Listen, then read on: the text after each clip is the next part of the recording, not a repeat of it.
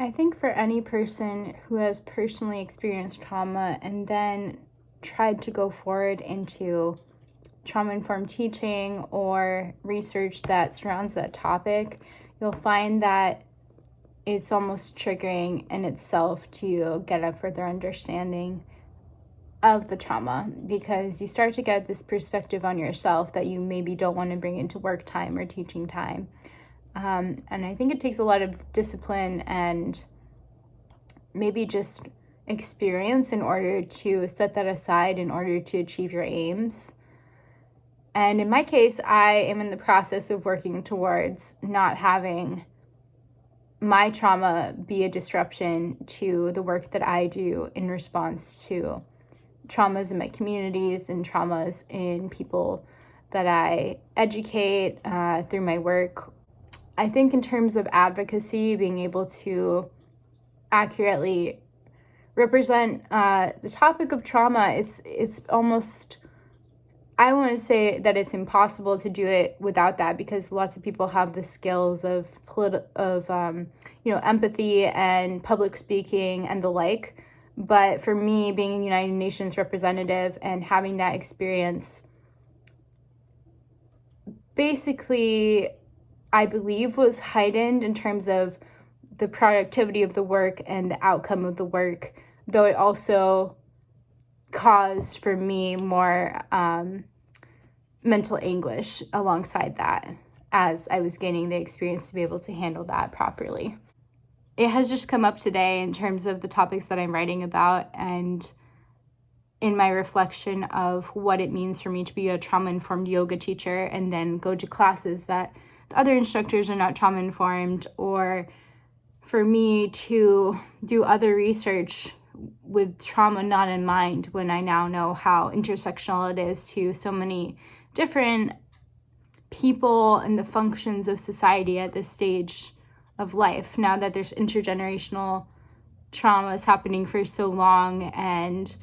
really with globalization, the phenomenon of global trauma being that we can't separate what's happening to people abroad from the implications that has on human rights and dignity and quality of life everywhere. Because in reality, my quality of life is being diminished if I am hearing news of things going around the world that are out of my control, yet maybe some aren't out of my control to some extent, but a lot of those things feel out of the range of control of myself or someone else looking at these issues. And so for people studying political science, environmental science, and the like, it just becomes very weighing on you to hear all these things constantly and then try to make your way within that field or those topics to create meaningful change. Even if that desire is there, that desire is going to be so much larger than the impact that we typically can have as one person. And so I'm not saying that there actually is one solution here, but collaboration in meeting our goals with other people, with other entities, organizations, is the most essential thing for us to do moving forward in order to address those traumas and to have the support from communities. And I have seen a lot lately from teachers and from educators at the grassroots level that using the terms self-care and pushing things such as activities that will give you stress relief are not enough when the people around you are not doing that, when your community is either disconnected from you or you're disconnected from them. We need to strengthen our communities. We need to strengthen our communities in order to address trauma. And if we don't do that, it basically is just allowing a lot of these cycles to continue, even with the situations where some individuals are introduced or have enough resources that they can combat that, even when there are interventions that we can do after the fact once we recognize those things happening. Let's prevent trauma. Let's prevent trauma, because trauma doesn't even just affect the individual who has experienced that. It's going to be an extension to the family and the community. And likely the family and the community have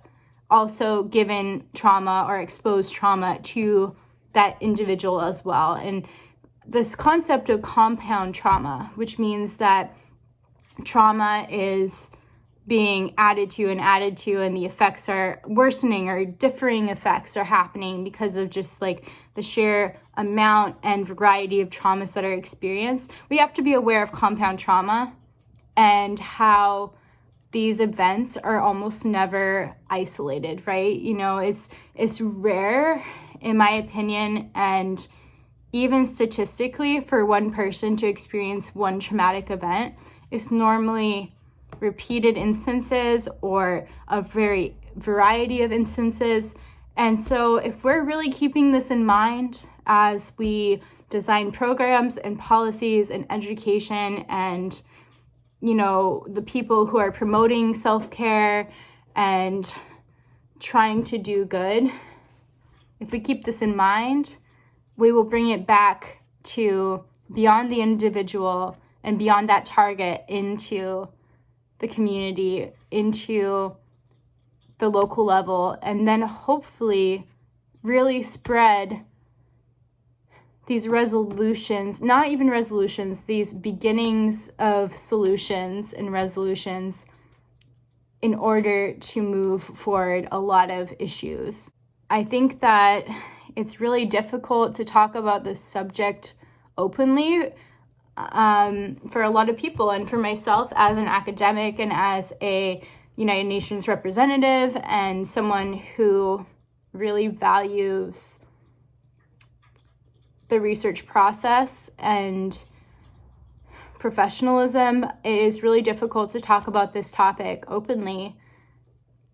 and to still think of myself as framing this in those ways, as academic, as